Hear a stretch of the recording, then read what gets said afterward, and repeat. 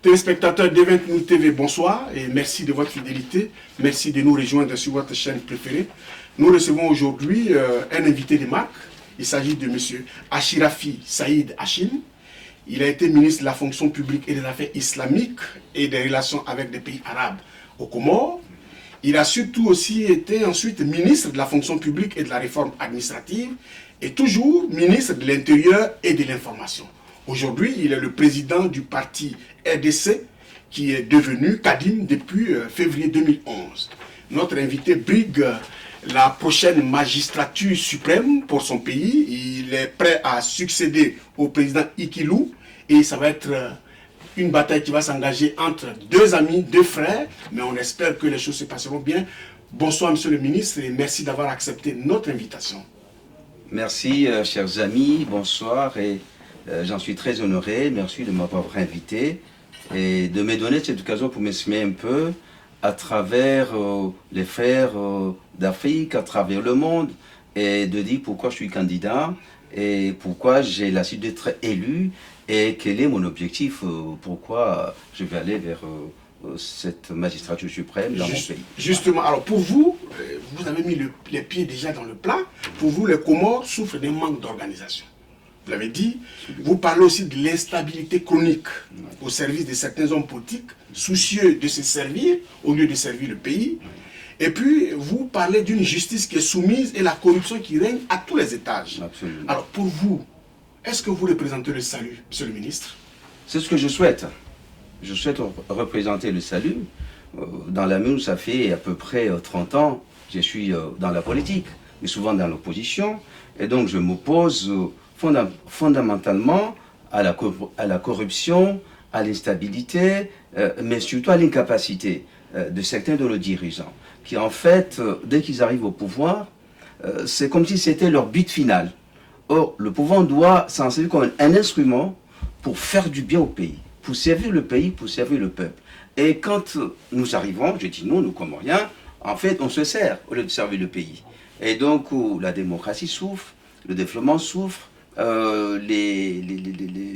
comment dire, plus de santé, plus d'éducation, plus rien. Nous en souffrons dans tout le domaine. Et c'est ce qui a motivé ma démarche. Je ne suis pas le seul. Il y aura à peu près 15 ou 20 candidats. Tout le monde dit être le porteur d'espoir. Je suis de cela. Mais d'une manière générale, je pense que par rapport à tous les candidats qu'il y ait, je suis le plus expérimenté, celui qui a beaucoup fait dans l'opposition et qui veut aujourd'hui représenter le changement réel, institutionnel, politique, économique et social. Est-ce que vous êtes un homme nouveau? Oui, en quelque sorte. Je suis un homme nouveau parce que je suis un ancien dans la politique, mais assez intègre. Personne ne pourrait me faire le reproche d'avoir mis à côté, de m'être servi, de ne pas regarder l'avenir, c'est-à-dire cette jeunesse qui est là, qui n'a pas été instruite, qui ne travaille pas et qui traîne dans les rues de notre pays. C'est ça qui me préoccupe, et non moi-même. Vous parlez d'une refondation nationale. Qu'est-ce que vous entendez par cette terminologie, refondation nationale? Je parle d'une refondation institutionnelle en fait. C'est-à-dire que nous avons une constitution qui nous a donné une tournante tous les 5 ans et qui est au fond très mal appliquée. Je pense qu'au fond il n'y a pas une mauvaise constitution, mais elle est mal appliquée. Donc dans mon pays, nous avons une constitution qui tous les 5 ans change de présidence, c'est-à-dire donne la présidence à une île. Mais le comble de tout cela, c'est que le président élu se dit, au fond ça c'est mon pouvoir. C'est le pouvoir de mon île, c'est le pouvoir de ma famille. Et la démocratie en pâtit, les Comoriens en pâtissent, personne n'en profite, sauf ceux qui exercent le pouvoir. C'est une famille, c'est des amis, c'est un peu une sorte de concubinage qui est là, qui étouffe le pays et son développement. Et si je appelle à une refondation, c'est-à-dire qu'on peut maintenir la tournante, mais lui mettre des verres conditionnels qui empêcheraient le président élu de tirer la couverture vers soi, de respect de la démocratie, de respect des Comoriens, de respect des raisons pour lesquelles il est élu, de donner à l'Assemblée nationale les moyens d'interpeller le gouvernement, quitte à le faire tomber si, au fond, il va contre les intérêts nationaux.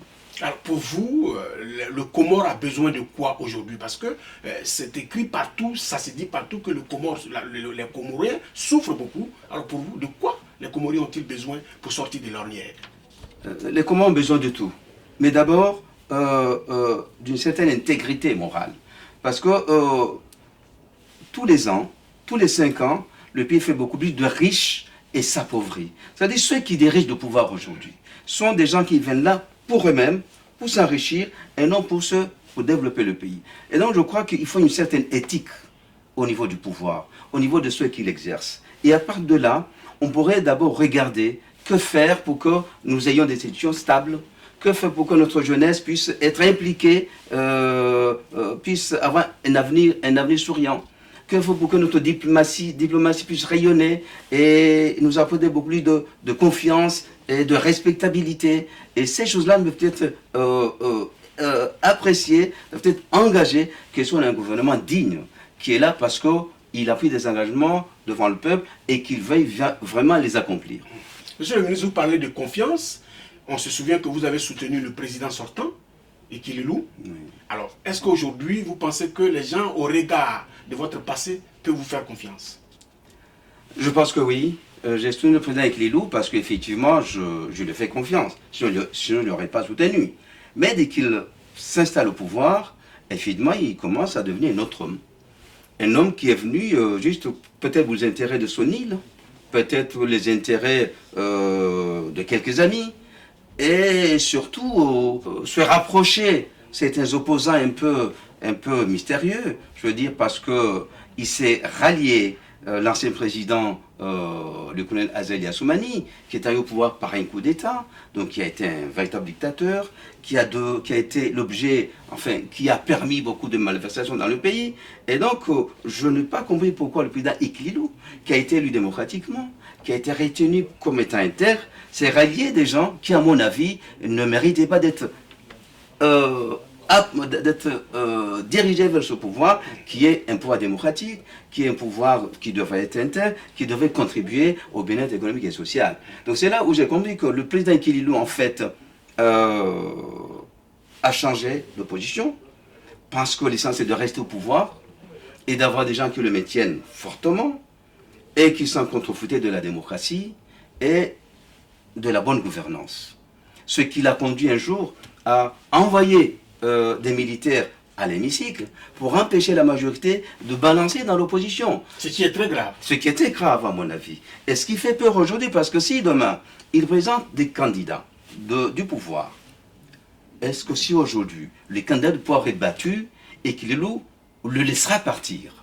C'est une grande question. C'est ça mon inquiétude. Oui, c'est une bonne inquiétude, voilà. Mais avec votre parti, le CADIM, qu'est-ce que vous promettez concrètement aux Comoriens? Est-ce que mon parti et moi-même et tous les amis qui viennent avec nous, parce qu'il y a d'autres partis qui viennent avec nous, nous promettons d'abord, comment c'est d'abord l'honnêteté, la stabilité et le respect des normes démocratiques. Nous allons tout faire pour que les libertés soient respectées. Nous allons tout faire pour que le bien économique et social soit respecté et que la justice soit une vraie justice, que la justice ait son indépendance, qu'on ait, j'allais dire, de véritables magistrats, on en a, mais des magistrats conséquents, honnêtes, qui respectent le droit et qui l'appliquent, et qui luttent contre toute forme de corruption, parce que c'est un peu une machine qui est gangrénée aujourd'hui. Notre justice n'a pas la capacité de dire le droit, parce que la corruption l'a vraiment gangrénée. Alors on parle beaucoup de corruption justement au Comores. On parle même de corruption en répétition, de scandales. Vous venez aujourd'hui avec un esprit nouveau. Vous avez l'intention de donner aux Comoriens leur pays, faire en sorte qu'ils participent au développement de leur propre pays. Est-ce que vous pensez que vous serez écouté? Je le souhaite vivement. En témoigne mon retour au Comores tout dernièrement, où j'ai été agréablement surpris d'avoir toute une population, toutes des régions entières, des partis venir m'accueillir. C'était vraiment un accueil triomphal. C'est dit combien ce peuple attache un espoir à moi pour changer fondamentalement les choses et recréer l'espoir, faire naître l'espérance en fait. Et je pense qu'il le voit en moi. Monsieur le ministre, nous allons terminer cet entretien. Avant que nous nous séparions, est-ce que vous avez un mot de fin?